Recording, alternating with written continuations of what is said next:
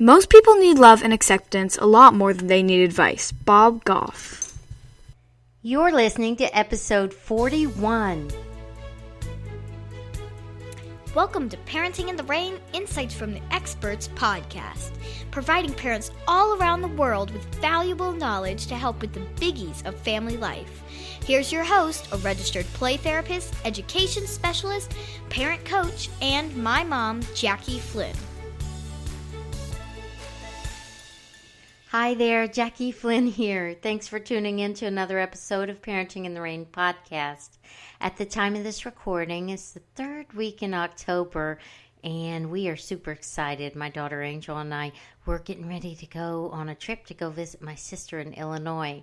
Illinois is very different than Florida. I remember when we went up there last year, I didn't have any closed-toe shoes other than a pair of sneakers.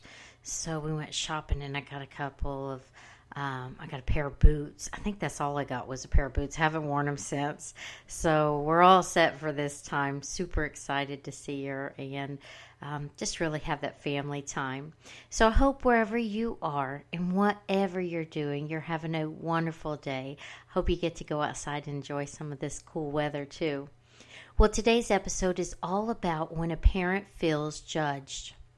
Now, I have a free download for this episode, and you can find that at www.parentingintherain.com. Just click on the episode for the show notes, and you'll see the link right there in the beginning of the show notes. All right, so what do I mean by when a parent feels judged? What does it mean to feel judged? Well, sometimes we can really know something to be true in our mind, but feel something totally different in our heart. And it's kind of like a little conflict. In fact, in therapy, we refer to this as like a disagreement between the conscious and the unconscious mind. And when people judge us, sometimes it can really have that same effect, right? We can know that something's not true, but it still hurts inside. I remember when we were getting ready to get married, we went through this thing called Pre-Cana through my church, and they really it's kind of like counseling, maybe like psychoeducational, where they teach you a bunch of stuff. But one thing that really stuck with me is the fact that when you have disagreements in your relationships, whether it's your marital relationship, which is what they were talking about, but I think this applies really in all relationships, or your family relationships in general, you don't want to share that with people that are close to both of you. Because as we know through the Gottman research, 69% of the problems in marriages are perpetual. They're unsolvable. So we go through these problems and we compromise, we work it out, and then we move on. That's the way that it works.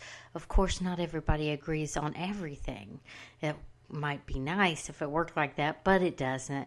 But when conflicts arise and you really take that opportunity to share those intimate, personal details of your conflict with people that you are both connected with, whether it's in a family realm or a friend realm, you really you give them a skewed perception because it's the only one side of the story. There's always two sides. And that information stays with them. So long after you've made up and really you've gotten past that, you've worked it out, that information is still with those friends and family members. And if it's done in a way that is considered like judging, or even have another episode on trash talking, if it's done in a harsh way, it can really cause some damage. So avoid that.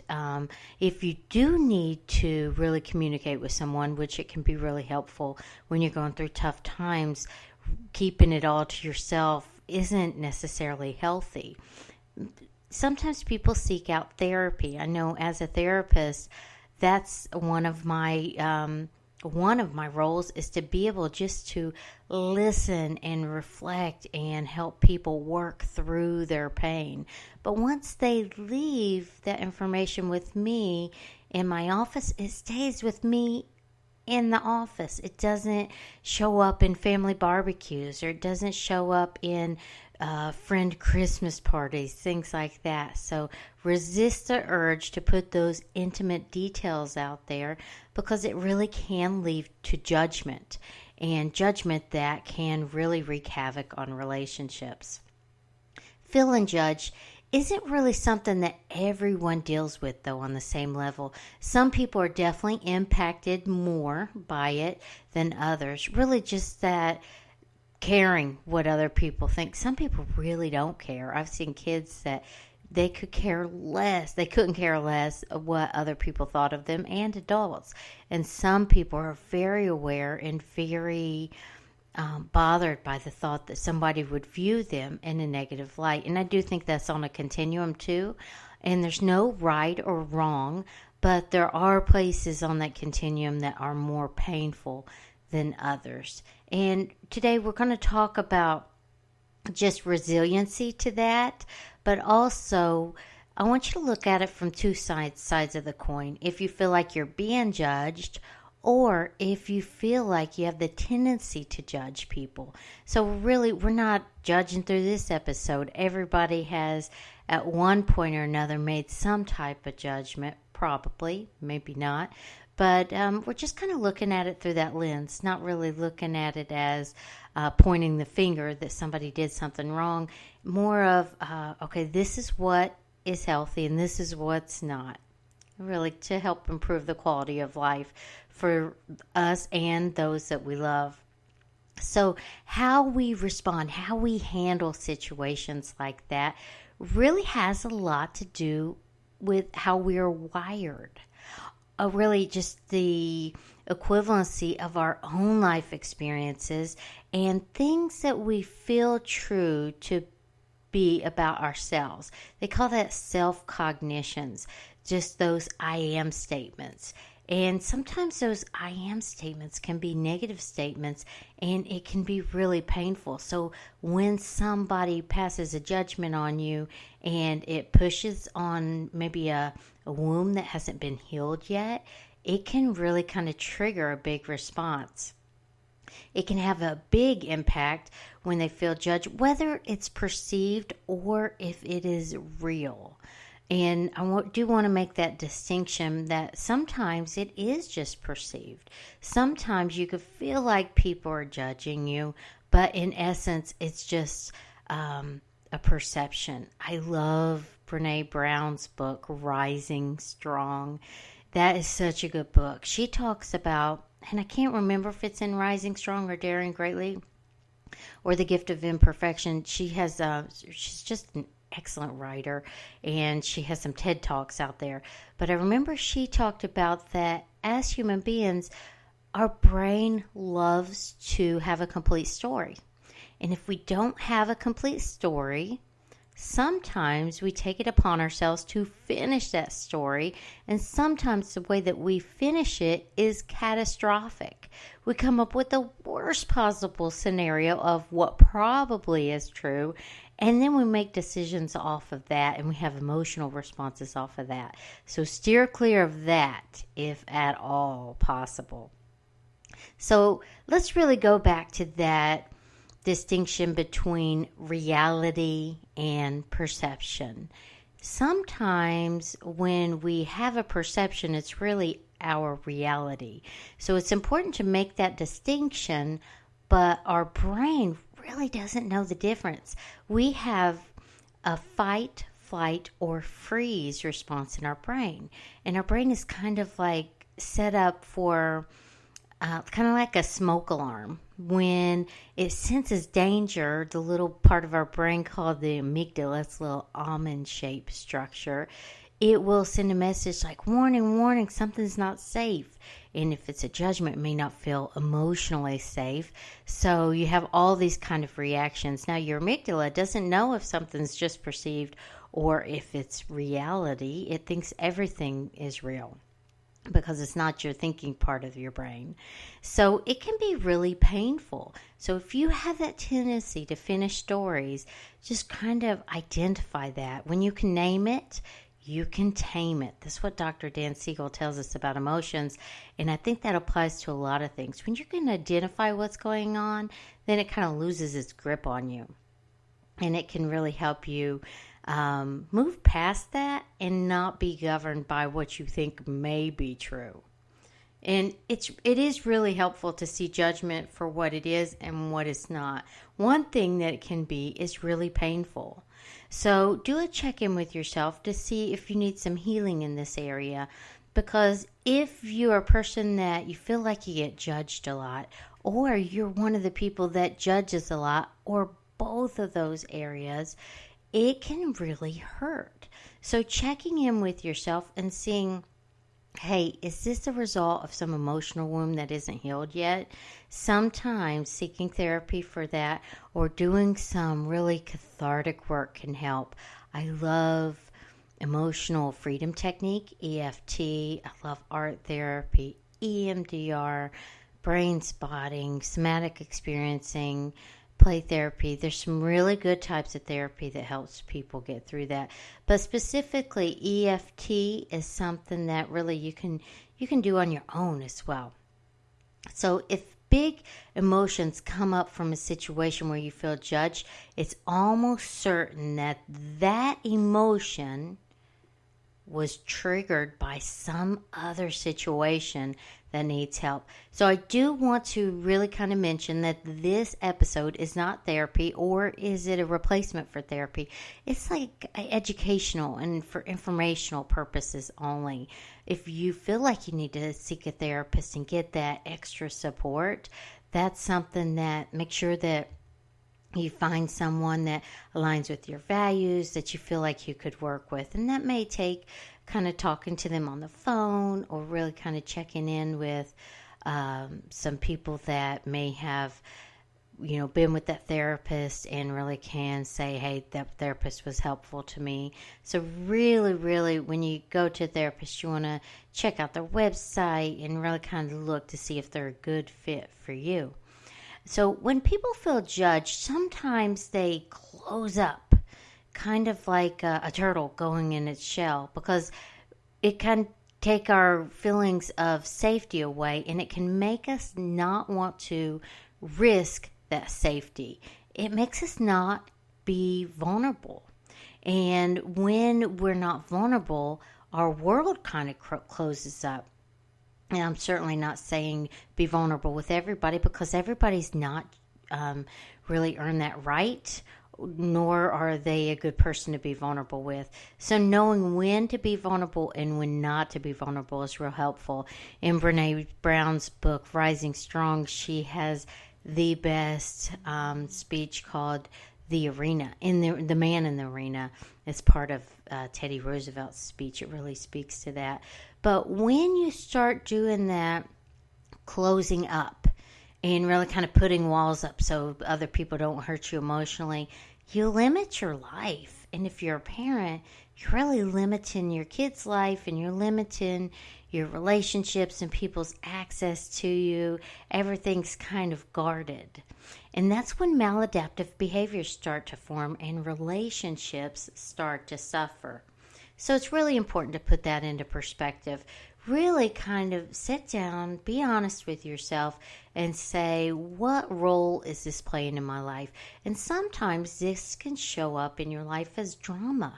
When people are considered, and that's definitely not a clinical term, but it is a term that I hear often, like, sounds like drama to me, or so much drama. And typically it is with adolescents, but it certainly can be with adults as well. I've seen it firsthand, and I've seen it with my clients as well. So really kind of noticing, hey, is this judgment? Is this drama? Is this just kind of people finishing stories or trying to have some type of entertainment? That can help you put it into perspective. And when you do that, you can really kind of make that choice of, is this worthy of getting upset? I read Richard Carlson's books, especially Don't Sweat the Small Stuff for teens, to my middle school class. And he had like this concept of using a scale. 0 to 10, how big of a deal is this on the scale? I don't know if he worded it like that. It's been so many years. But since then, I've kind of adapted it in my head as a big deal scale.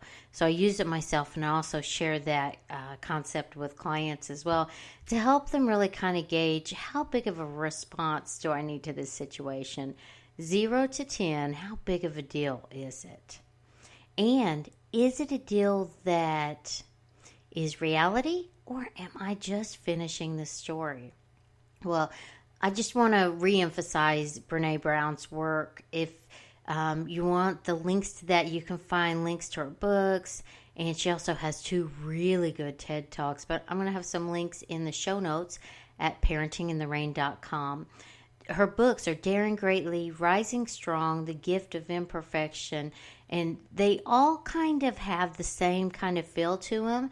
And the biggest thing that I took away is vulnerability. Just being able to be vulnerable, allow yourself to be vulnerable, and know when to be vulnerable. And she talks about shame. I have a whole episode on shame and how that can really kind of affect your life and your children's lives. So be sure to check that one out too at parentingintherain.com. But when you're vulnerable, you can feel free to be authentic. You can dare to follow your dreams. You can be true to yourself. You can be true to your values, and you can risk being judged because it doesn't hurt you as bad. And that's the point that we want to get to. If people are judging you and they really don't have that right to judge you, or that they haven't earned that right to give you that criticism that you take on, then kind of knowing when to do that. And you can definitely get that from that part of the speech from Teddy Roosevelt, The Man in the Arena, of knowing when and when not to. It's amazing that speech was back in 1910, and it's so applicable still today. So why do people judge? Well, quite simply, I believe it is a character defect, and that's a term that I took away from. I hadn't heard that before until I was in grad school, and I was in an addictions class, and as part of the assignments, we needed to go to these different 12-step meetings. Or I went to Al-Anon, I went to AA, and then Overeaters Anonymous, which all 3 of those were so very different but so interesting. But I heard the word character defect in the Al-Anon meeting, and I do think that applies here to some. And when it's a defect, it's not like a defect that can't be fixed. You know, our brains are neuroplastic, so we can change and heal and improve ourselves up until the day that we die. So it's something that when people judge people, they can do differently. I love Maya Angelou's quote, when we know better, we could do better. That's true here. Now, I'm not saying I've never judged anybody. In fact, I have. So, and I know it can be kind of human nature. I've gotten so much better with it over the years, especially since I've gotten into this field of therapy. I love reading all these books and go to all these classes and training. I feel really fortunate. So it is common, unfortunately, but it can be helped. So when you stop judging others, you ultimately just feel good about yourself. Way, way, way back in the early days of the podcast, I think it was sometime in January, not way, way back, just, what is this, 10 months ago, I did an episode with Carol McLeod. Oh, she's just the nicest person, on how to nurture kind kids. And she's the author of Have You Filled a Bucket Today? So if you haven't read that book, or listen to that podcast episode, I have a link to that in the show notes. That book is so good. When I was a school counselor, I read it to the entire school. I bought a whole classroom set of little buckets from Target. Just really kind of took it to as much as I could get out of that. But the big concept with that is when you're kind to others, you're also making yourself happier. We ultimately make ourselves happier by really kind of giving that happiness and that love and that kindness away. So in this world, sometimes there's that expectation of you got to be the perfect parent. You can't make any mistakes. Well, you know what? We can make mistakes. Sometimes it gets messy, and it is always a work in progress. I know at least it is in my family. Sometimes parenting's really tough, especially if you have some extra situations in there that can really make the times trying. So just give yourself permission to be real, permission to be human. In the space of authenticity, you can model that genuine you, to live and to be you, and to problem solve as problems come up. It's not always pretty, and it's not always something that you feel totally confident about, but when your child sees you encounter life's problems and then sees how you solve those problems, how you tackle things that you didn't know would come up, then that gives your child permission to really do that as well when problems come up for them. So it's all a big opportunity to help your kids in a huge way. When you look at problems and issues as, okay, this is a way for my child to learn, it can take a whole new different feel to it. I did a podcast episode on this and a blog post called How Taking Advice from Other Parents Can Be Like Wearing Their Skinny Jeans. That was my very first blog post a long time ago. It wasn't my first podcast episode, though. I really love that title because I've tried on people's skinny jeans before and they didn't fit. But that's the way advice is, too. So in a couple of other episodes, I mentioned this quote, and this quote I heard in that same addictions class that I talked about earlier. It's hurt people, hurt people. As simple as that. Hurt people, hurt people. And I think when people feel judged, it's really helpful to look who's doing the judging. And I do want you to check out that quote from Teddy Roosevelt on The Man in the Arena. So I'm going to read it to you here too.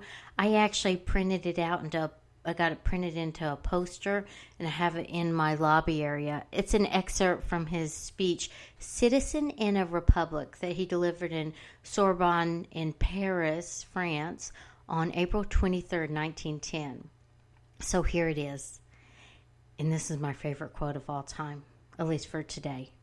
It is not the critic who counts, not the man who points out how the strong man stumbles, or where the doer of deeds could have done better.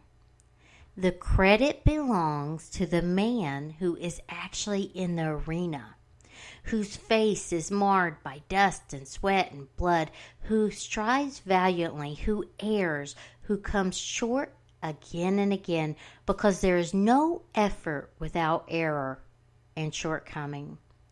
But who does actually strive to do the deeds? Who knows great enthusiasms, the great devotions? Who spends himself in a worthy cause? Who at the best knows in the end the triumph of high achievement? And who at the worst, if he fails, at least he fails while daring greatly, so that his place shall never be with those cold and timid souls who neither know victory nor defeat. And that was it. Isn't that beautiful? So if the person that's doing the judging isn't in the arena, they're not actually with the dust and the sweat and the blood, then you don't have to take their judgment. Their opinion really doesn't count. You can be kind about it and respectful, but you don't have to take it on as personal. But if they are in the arena, then you can take the information from it. And if they are in the arena, they're probably respectful and they're going to tell you in a different way that feels like judgment. It can come out like in a helpful way. So this was such a profound lesson in my life. And it really, to me, the word freedom comes to mind. It's the freedom from really caring about what other people think. Sure, I do care what other people think, but what those people that are in the arena think, as in that quote. So if you haven't read Brene Brown's books or her TED Talks, make sure that you read them. And if you haven't done so yet, be sure to check us out on Facebook. I have a Facebook group called Parenting in the Rain Community, and I have a page called Parenting in the Rain Podcast, hosted by Jackie Flynn. And also I'm on Twitter at Jackie Flynn RPT, like Registered Play Therapist. And I'm getting ready to launch a membership site. I can't wait. I put so much work into this thing, but it's going to be awesome. If you're an iTunes user, be sure to subscribe, rate, and review to the podcast. I read every review, I promise. And if you get a chance, send me an email. I love getting your emails. Let me know what you'd like to learn more about. All right. Well, until next time, thank you so much for listening. Take care.